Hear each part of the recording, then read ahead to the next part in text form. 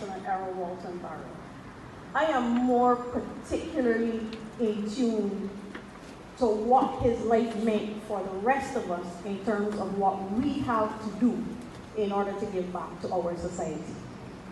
I don't think he ever intended to be revered, and that may well have been the deciding factor in not wanting to be buried anywhere in Barbados, but to have his ashes scattered. He didn't wish to be lauded, but the lesson of his life to be applied to each and every one of us, that we think deeply what is necessary to improve our society, our people, and then take the steps, those bold, sometimes unpopular steps, mashing a few corns along the way, but doing it because you know it is the right thing to do to advance our society.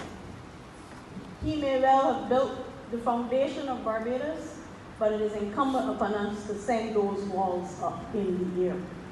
That is our task and the challenge of the life of Errol Barrow. Not that we rest back on his laurels, but that we find our own niche in this country.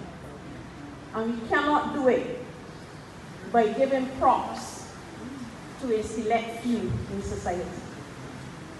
We cannot do it by constantly burdening a particular group in society.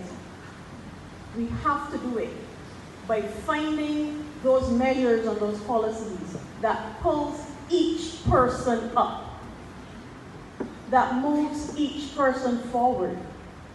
Some will take 10 steps, some will take 1 step, but forward is the only motion that we should be interested in. If you remember the lesson and the parable of the talents, one had 10, one had 5, one had 1. All had been blessed by God. And that is where we see this country moving forward. By positioning our people, making them the focus of programs, and in so doing, giving them the confidence and the space to move themselves forward, this country coming along with them, and making our mark on the world in that order.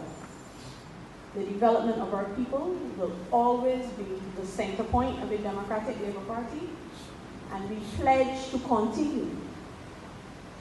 We made the bold decision to start our centennial celebrations where it all started for Errol Barrow.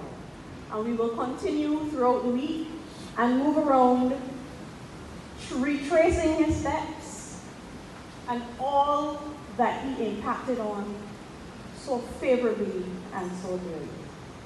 And it is our hope, first, that you will join us on our journey around the island, in particular on Tuesday, but also that as we journey around the island, at each step it will trigger and reignite in each one of us that duty to do on behalf of each other, not for self, but for the greater good.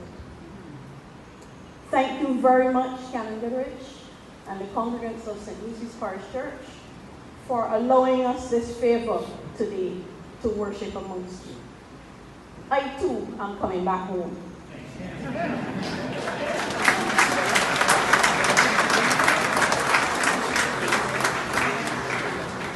And that is not to be taken lightly. My grandparents and foreparents are buried right outside of this church. Other family members to the back of this church. St. Lucy is my underpinning. And the reason why I say that is because I am very well attuned to how much the people of St. Lucy have given to the development of this country. It may have been crystallized in Errol Barrow, but a small school just across the road in St. Clement's produced a significant number of island scholars at a time when you only got 1 or 2, and they all gave back to this country. My own uncle, Sir Philip Graves, He's going to spank me for this, but today is his birthday.